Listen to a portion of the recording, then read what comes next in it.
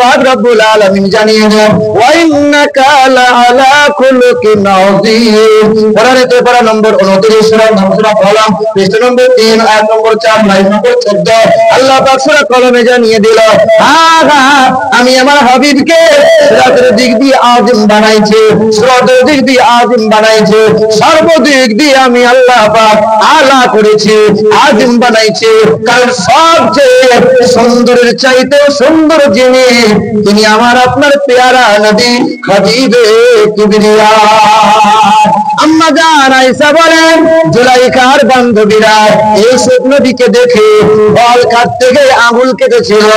এই জুলাইখার বান্ধবীরা একবার যদি আমার দয়ার নবীকে দেখতে পেত, আমার মায়ার নবীকে দেখতো, হাত নয় তারা কলিজা পর্যন্ত কেটে ফেলত।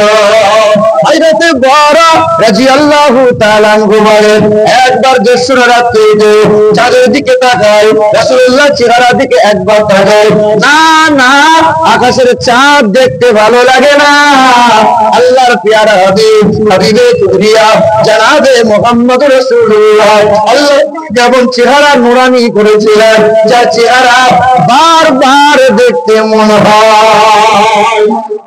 হে মুসলমান সোনার টুকরো বন্ধুরা, এই মুর্শিদাবাদের পাশে মালদা ডিস্ট্রিক্টে 26 বছরের ছেলে ডাবল এমএ কমপ্লিট করেছে। মালদাহার পুকুরিয়া তার আন্ডারে বাড়ি। ওই বামুনের ছেলেটা আমাকে হঠাৎ করে ফোন দিয়েছিল, আপনার নাম আমিরুল ইসলাম? জি হ্যাঁ। আপনার বাড়ি কি বর্ধমান? জি হ্যাঁ। বলে আপনার ওয়াজ গুলো শুনি বড় ভালো লাগে, আমি বেদ কোরআন রামায়ণ পড়াশোনা করি, আর আমার গলায় পইতে আছে, বাবার মতো করে দুর্গা পূজা করে করে বেড়াই। আমি আল্লাহর দরবারে দোয়া করেছিলাম, আল্লাহ মুসলমানের ছেলে ওয়াজ শুনে তেমন হিদায়াত প্রাপ্ত হয় না, আর বামুনের ছেলে ওয়াজ শুনে আল্লাহ পাক তাকে তুমি ইমামওয়ালা বানাইয়ে দাও, আল্লাহ তারে তুমি হিদায়াত দান করে দাও। না জানি আল্লাহ কবুল করেছিলেন। আচ্ছা বলেন, এই যে ওয়াজ গরু ছাগলের সামনে হয় না মানুষের সামনে? হ্যাঁ, আপনার বাড়িতে গরু আছে, গরুর কানের কাছে ওয়াজ করবে, এ গরু 6 দিন শ্বশুর বাড়ি যাবো, বারান্দায় ঘাস আছে, খড় আছে, খিদে লাগলে সময় মতো খেয়ে নেবে, ঘরের পিছন দিকে বাথরুম আছে, সময় মতো 2 টাইম বাথরুম করে নেবে। গরুর সামনে যদি 3 ঘন্টা বয়ান করা হয়, গরু কি বুঝবে? কে বুঝবে? মানুষ। আল্লাহ পাক জানায় লাহুম কুলুবুল্লাহ ইয়াফকাহুনা বিহা ওয়া লাহুম আইনুল্লাহ ইবসিরুনা বিহা ওয়া লাহুম আযানুল্লাহ ইয়াসমাউনা বিহা উলাইকা কাল আনআম বাল হুম আদাল উলাইকা হুমুল গাফিলুন। কোরআনেতে পারা নম্বর 9 পৃষ্ঠা নম্বর 13 লাইন নম্বর 1 আল্লাহ পাক জগতের মানুষকে জানিয়ে দিল, বোঝেও বোঝে না যারা, বিবেক আছে বোঝে না, দেখেও দেখে না যারা, চোখ আছে দেখে না, শোনেও শোনে না যারা, কান আছে শোনে না, তারা কুকুর বিড়ালের চাইতেও খারাপ, তারা মানুষ হতে পারে না। কুকুর বিড়াল লজ্জা শরম করে না, হায়া করে না, যেখানে সুযোগ পায় ছটছট করে পেশাব করে দেয়। আপনার ছেলে রাস্তাঘাটে যেখানে সেখানে দাঁড়িয়ে দাঁড়িয়ে ছটছট করে পেশাব করে দেয়, অর্ধেকটা পেশাব প্যান্টে মুছে নেয়। বাপ বলে মানুষ তৈরি হচ্ছে, আর আল্লাহ পাক বলে কুত্তার বাচ্চা তৈরি হচ্ছে। হ্যাঁ হ্যাঁ বলে, আল্লাহ বলেন উলাইকা কাল আনহার, কুকুর বিড়ালের চাইতেও খারাপ। হ্যাঁ মুসলমান সোনার টুকরো বন্ধুরা, এটা তো গরু ছাগল কুকুর বিড়ালের স্বভাব। গরু ছাগলকে ঘোলা পানি দাও, পুকুর পানি দাও, নদীর পানি দাও, যে পানি দেবে পিয়াস লেগেছে গরু ছাগল পান করে। আমার তোমার ঘরের ছেলেটা মাঝে মধ্যে হোটেলে যায়, বন্ধু বান্ধবের পাল্লাই পড়ে, আর ঘোলা পানি পান করে। মানুষ না না, ওয়াজ মানুষের সামনে হবে, বুঝবে যারা। আরো যদি না বোঝে তবে নিজের বিবেককে বলে দিও, তুমি এখনো মানুষ হতে পারো না, এখনো মানুষ নও। মানুষ হলে তুমি বুঝতে। এই মুসলমান সোনার টুকরো বন্ধুরা, ওই মালদার পুকুরিয়া থানার আন্ডারে গ্রামের নামটা বলবো না, বামুনের ছেলে ফোন দিল, হুজুর আমার বয়স 26 বছর, ডবল এমএ করেছি, আমার বাবা গলায় পইতে ঝুলিয়েছে, আমি ব্রাহ্মণ হয়েছি, তবে আপনার সাথে মোলাকাত করতে চাই। সকালবেলা ইন্টারসিটি ট্রেনটা ধরে নিল, এই যে রামপুরহাট নলহাটের বুকের উপর দিয়ে চলে যায় বর্ধমান হাওড়া। জি হ্যাঁ, আমার বাড়িতে হাজির হলো, দুপুরের সময় গিয়েছিল, 2 বছর আগের ঘটনা জানিয়ে যে আগের বছরে শহীদপুর এসেছিলাম। এ মুসলমান সোনার টুকরো বন্ধুরা, বামুনের ছেলে হাজির হয়েছিল, আমাকে জিজ্ঞাসা করেছিল, স্যার আপনারা যে নবী নবী নবী নবী করেন, এই যে আমরা সব সময় নবী নবী করি, নবী নবী করি বলে ওদের খুব কষ্ট হয়, নবী নবী করেন কেন? বলে আল্লাহ পাককে জিজ্ঞাসা করো, আল্লাহ আপনি কি করেন? আল্লাহ বলে আমি নামাজ পড়ি। আল্লাহ পড়ে? আল্লাহ তো নামাজ পড়ে না, আল্লাহ রোজা রাখে না, আল্লাহ কি করো? আল্লাহ পাক বলে আমি শুধু নবী নবী করি। কি করি? আমি শুধু নবী নবী করি, আমার ফেরেশতারা নবী নবী করে, तमाम নবী পয়গম্বরেরা নবী নবী করেছে, तमाम সাহাবায়ে কিরামরা নবী নবী করেছে, আম্মা খাদিজা নবী নবী করেছে, আম্মা মারিয়া নবী নবী করেছে, আম্মা হাফসা নবী নবী করেছে, আম্মা আয়েশা নবী নবী করেছে, আম্মা ফাতেমা নবী নবী করেছে, तमाम সাহাবায়ে কিরাম যারা নবী নবী করেছে, তাবিঈন যারা নবী নবী করে গেছে, বড় পীর পিরানে পীর দস্তগীর সারা জীবন নবী নবী করেছে, খাজা বাবা খাজা মুঈনুদ্দিন নবী নবী করেছে, খাজা শাহ আহমদ শিরকান্দি নবী নবী করেছে, খাজা বাহাউদ্দিন নকশবন্দি নবী নবী করেছে, খাজা কুতুবউদ্দিন আউলিয়া, বাবা নিজামউদ্দিন আউলিয়া, বাবা ফরিদউদ্দিন গঞ্জি সাগর, বাবা শামসুদ্দিন পানিপতি রহমাতুল্লাহ আলাইহি সবাই নবী নবী করেছে। 4 ইমাম নবী নবী করে গেছে, ইমাম আহমদ রেজা ফাজলে বেরেলভী আলাইহি রহমত ওয়া রিজওয়ান সারা জীবন নবী নবী করেছে। আহলে সুন্নাত ওয়াল জামাতের মানুষ যারা নবী নবী করে বাঁচতে চায়, নবী নবী করে মরে যেতে চায়। জি হ্যাঁ, নবী নবী করো, তবেই তো আল্লাহ খুশি হয়। ব্রাহ্মণ ঘরে ছেলে প্রশ্ন করে, হুজুর আপনারা যে নবী নবী করেন, আমারও তো বেদ আছে, রামায়ণ আছে, একটা বার তো বলে দয়ার নবীর কথা কতবার বেদ পুরাণে বলা হবে। তোমার যদি রিক্সা ন করব, 4 বেদে কম বেশি 71 বার নবীজির গুণগান করা হয়েছে। তবে হ্যাঁ, আবার প্রশ্ন করে জবাব দিয়ে, আবার প্রশ্ন করে জবাব দিয়ে, বারবার ছেলেকে বোঝায়। আল্লাহর কাছে মনে মনে বলি, আল্লাহ তার হৃদয়ে নবীর প্রেম জাগিয়ে দাও, তার জবান দিয়ে কালেমা নসিব হয়ে যায়। আল্লাহ এই বান্দাকে তুমি ইসলামের জন্য কবুল করে নাও। ওই বামুনের ছেলে প্রশ্ন করে, হুজুর নবীর চরিত্র কেমন ছিল? আমি বললাম শোনো, এখন ইংল্যান্ডের ব্রিটিশ মিউজিয়ামে লিখে রেখেছে তারা, খ্রিস্টান নাসারা যারা, as a leader, as a teacher, as a father, as a lawmaker, Muhammad is the superman of the world. বিশ্বের জমিনে 1 নম্বর শিক্ষক যিনি, নেতা যিনি, পিতা যিনি, কল্যাণ কর্তা যিনি, মানব জাতির মুক্তির দূত তিনি, নবী মুহাম্মদ রাসূলুল্লাহ সাল্লাল্লাহু আলাইহি ওয়াসাল্লাম। তোমাদের ধর্মগ্রন্থে লেখা আছে, এই পৌনগত রায়গান সুপর ধর্মনি ধর্মত্ব নাই, 7 ভগবান 32 সাথে অষ্টগুণ পুরুষং বিভজন্তি কলঞ্চ দমস্রতঞ্চ বহুভাষিতাচ দানং যথা শক্তি কিতদ্দতাচ। পৃথিবীর জমিনে আসবেন তিনি কল্যাণকর্তা, মুক্তির দাতা হয়ে, যিনি জীবনে কখনো কোনোদিন আমানতের খেয়ানত করবেন না, যিনি জীবনে কখনো কোনোদিন একটাও মিথ্যা কথা বলবেন না, যিনি অত্যন্ত লজ্জাশীল হবেন, তিনি মিষ্টভাষী হবেন, তিনি অল্পভাষী হবেন, তিনি কোন মানুষকে জবান বা হাতের দ্বারাই কষ্ট দেবেন না, বিনা কারণে গাছের ফল ফুল পাতা ছিঁড়বেন না, তিনি হবেন কল্যাণকর্তা, জগৎগুরু জানাবে মুহাম্মদুর রাসূলুল্লাহ।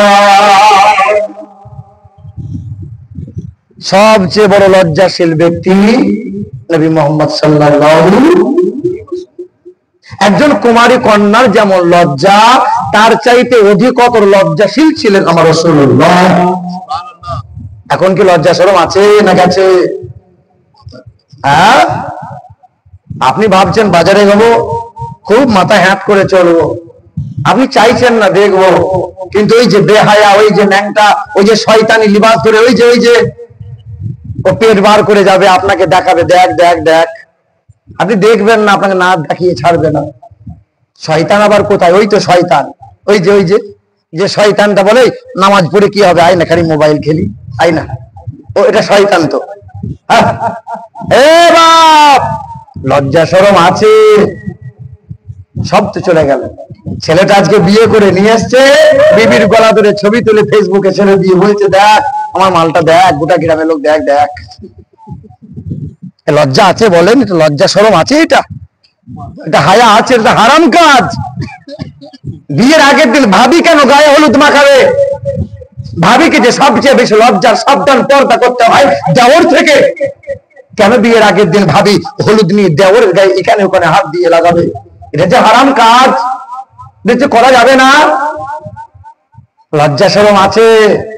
সব আলেম ওলামা বলে বিয়েতে টাকা নিও না, সোনা নিও না, এটা দাবি করে নিও না, ওটা দাবি করে নিও না। বেটা বে লজ্জা, বে শরমের মতো টাকা নিয়েছে, যে আমার মতো হায়ার করা মৌলবি নিয়ে গেছে। ছেলের বাপ বলছে, হুজুর এমন করে দোয়া করে দেবেন যেন ফুরুত করে পার হয়ে যায়। আমার মতো মৌলবি গিয়েছে, হাজি মাল ভালো দেবে, ভালো মাল পাটি ভালো, 6 লাখ টাকা নিয়েছে, তো কি হয়েছে, দোয়া করে দেবো ফুরুত করে পার হয়ে যাবে। কারণ হুজুরের দোয়া সাংঘাতিক কাজ, হায়ার করা মাল, 30 লাখ টাকা মাল। হুজুর তখন দোয়া করছে, রব্বানা, মানে 12 আলিফ টান দিয়েছে, রব্বানা। হুজুর একটু কাঁদতে চাইছে, কিন্তু কাঁদন হচ্ছে না, থুতু লাগায় আর বলে, আল্লাহ, ছেলের বাপ এত ভালো, ফেরেশতার মতো ভালো, শুধু একটা কাজ কালো করেছে, 6 লাখ টাকা নগদ, 12 ভরি সোনা নিয়েছে, একটা অ্যাপাচি গাড়ি। আল্লাহ যেন ছেলের বাপকে কোনো জায়গায় ঠেকাইও না। ফেরেশতা বলছে, কাঁচা লঙ্কা বেটে রেখেছি মৌলানা,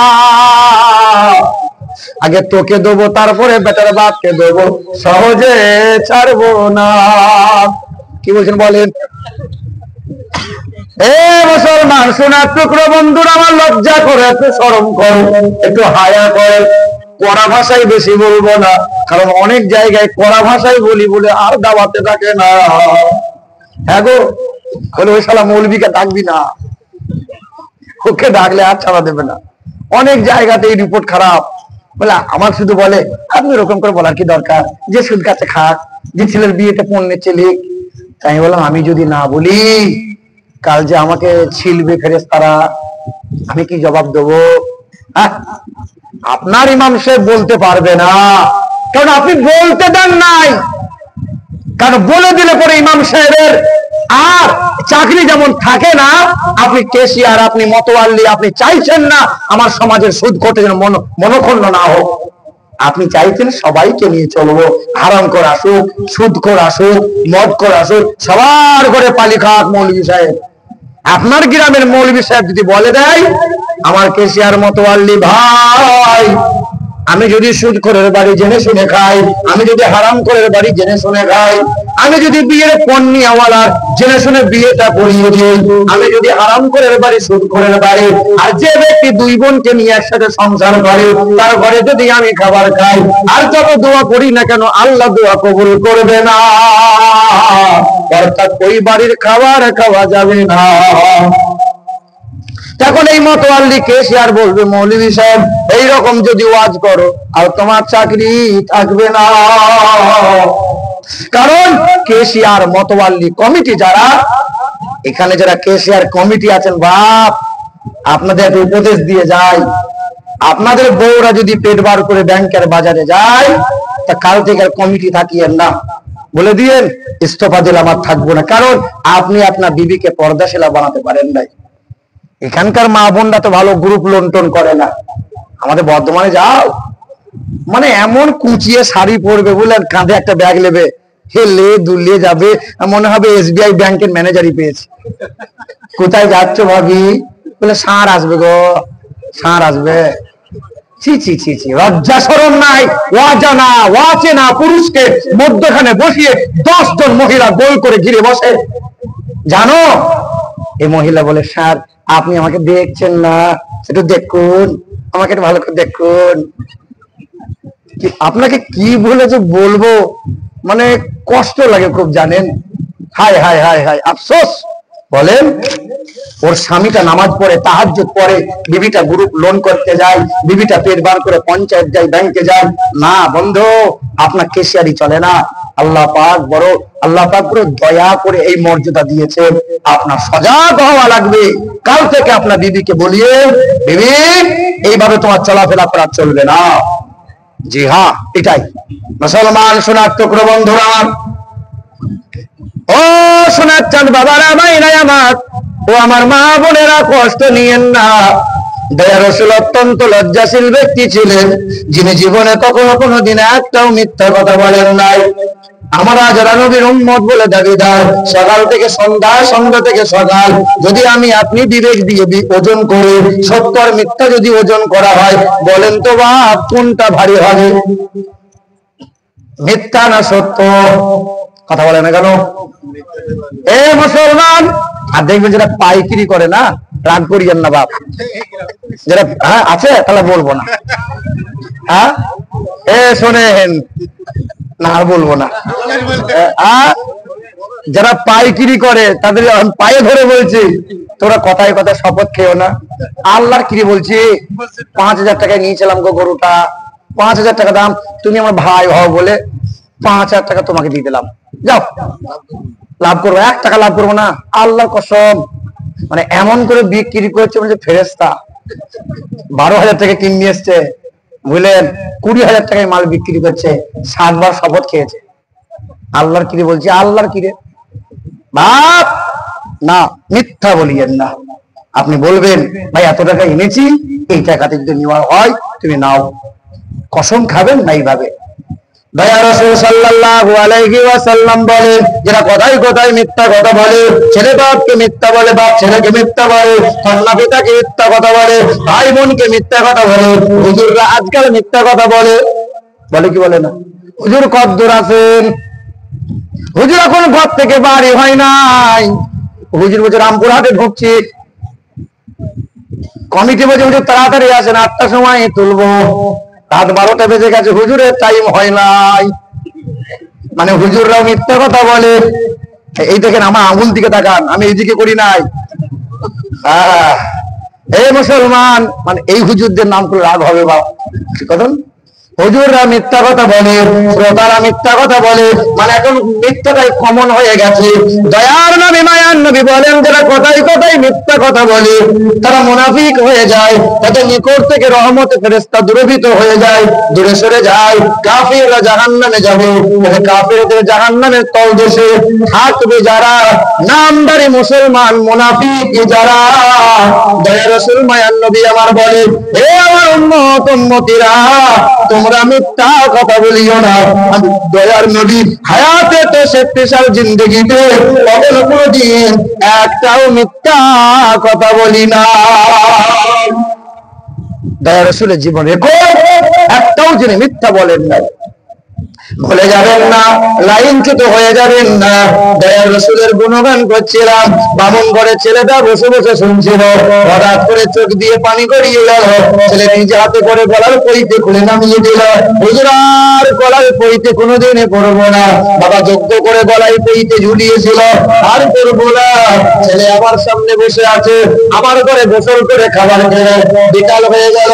ছেলে আমাকে বলছে, হুজুর খালি হাতে বাড়ি যাবো না, আপনি আমাকে পড়িয়ে দেন কালেমা লা ইলাহা ইল্লাল্লাহু মুহাম্মাদুর রাসূলুল্লাহ। কালেমা শরীফটা পড়ে দিল, ইমানদার হয়ে গেল। বলেছিল পেন্সিলিমান বাংলার ছেলের বুকে তুলে দিল। ছেলে বাড়ি থেকে রওনা দিয়েছে, হঠাৎ করে পিছনের দিকে চেহারা ঘুরিয়ে বলে, হুজুর বাবা ছোট্টবেলায় আদর করে নাম দিয়েছিল, আমার নাম দিয়েছিল রমেশ, আমাদের টাইটেল হলো ব্যানার্জি, পালন করে ছেলে আমি আজ আর রমেশ রাখতে চাই না, আপনি একটা ভালো নাম দেন। আমার দয়ার নবীর আব্বার নাম হলো আব্দুল্লাহ, আল্লাহ পাকের পিয়ারা নাম হলো আব্দুর রহমান আব্দুল্লাহ।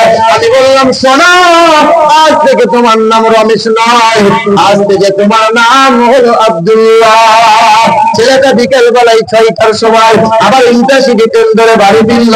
2-4 দিন মাত্র ফোনে কথা হলো, হঠাৎ করে আর ফোনে কথা হয় না, আর যোগাযোগ করা যায় না। 1টা বছর পার হয়ে গেল, 2টা বছর পার হয়ে গেল।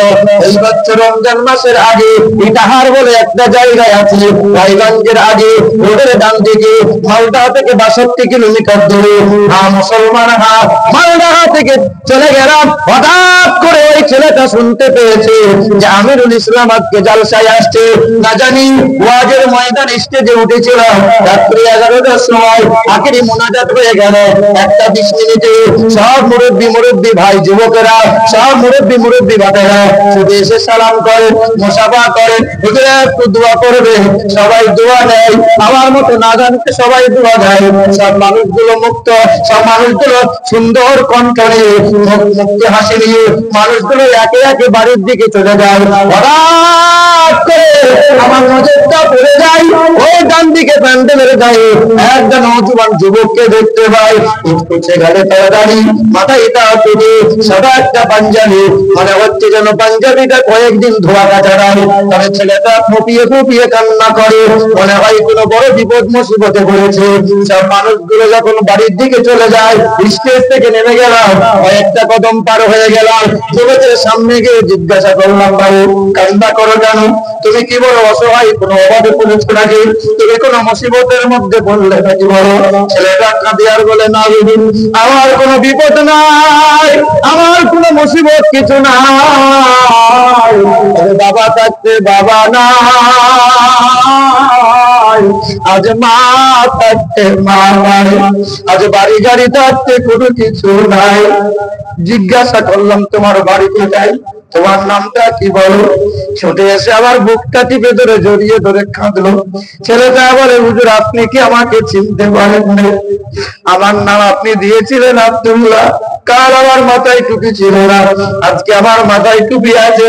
কাল আমার গালে দাড়ি ছিল না, আজকে আমার গালে দাড়ি আছে। কাল আমার সুন্নতি পোশাক ছিল না, আজকে সুন্নতি পোশাকটা পরে নিয়েছে। আপনার ঘর থেকে কোরআনটা বুকে নিয়ে বাড়ি এসেছিলাম, কয়েকদিন কোরআন পড়েছিলাম, বন্ধু বান্ধবদেরকে কোরআনের কথা বলতে গিয়েছিলাম। সবাই গোপনে গোপনে বাবার কাছে অভিযোগ করে দিয়েছিল, বাবা গোপনে গোপনে কোরআন শুনেছিল। হঠাৎ করে সকালবেলায় ঘুম থেকে দরজায় লাথি মেরে কোরআনটা নিল, কোরআনটা নিয়ে দৌড়ে গিয়ে কোরআনটা ফেলে দিল। ছুটে গিয়ে বুক বিছিয়ে দিয়েছিলাম, কোরআনটাকে জমিনে পড়তে দিই নাই। সেদিন বাবা বলেছিল কোরআন ছাড়, যদি বাপকে চাস মা ছাড়। সেদিন আমি বলেছিলাম না, কোরআন আমি ছাড়তে পারবো না। সেই দিন বাপ হাতটা ধরে দরজা থেকে বার করে দিয়েছে। আদরের মা, নাকে খাওয়ানে ওয়ালা মা, সেদিন মুখটা ঘুরিয়ে নিয়ে বলেছে, কোনদিন আমাকে মা বলে ডাকবি না, বাবা বলে আর চাইবি না, ধন সম্পদ বলে আর কিছু নাই, ভাই বোন বলে আর কিছু নাই। বাবা সেদিন ত্যায্যপুত্র করে দিল, ঘর থেকে বার হয়ে গেল। 3 কিলোমিটার দূরে রাস্তার ধারে সরকারি জায়গায় এই বলটা লাইনে তাল পাতা দিয়ে ছাউনি করে দিন কাটাইতে লাগলাম। দিনের বেলায় এর ঘরে ওর বাড়িতে কাজ করে, রাতের বেলায় তাহাজ্জুদ নামাজ পড়ে, কোরআন পড়ে, দরুদ সালাম করে। আমার মনে বড় বাসনা, আমার মনে বড় যাতনা, এই জীবনে বাবা নাই মা নাই, এই জীবনে জমি জায়গা ধন সম্পদ কিছু নাই, ব্যাংক ব্যালেন্স করে কিছু নাই। আজ নিঃস্ব হয়ে গেছে, মনে কোনো দুঃখ নাই, তবে একটা কারণে চোখের পানি গড়ান।